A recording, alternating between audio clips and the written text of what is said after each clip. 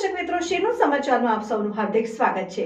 વડોદરા કપુરાઈ ચોકડી નજીક container car પર ચડી જતા અકસ્માત સર્જાયો હતો, જેમાં કારમાં સવાર 4 લોકોનો ચમત્કારિક બચાવ થવા પામ્યો।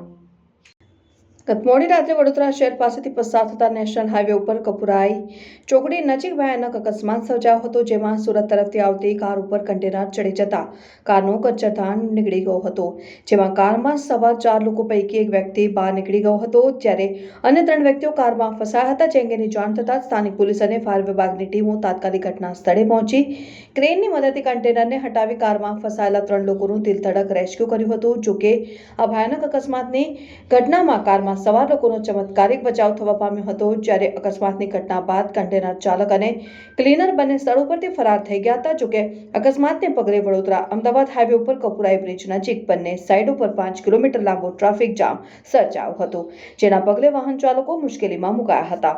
રિપોર્ટર મિત માછી, શેનો સમાચાર ન્યૂઝ, ડભોઈ।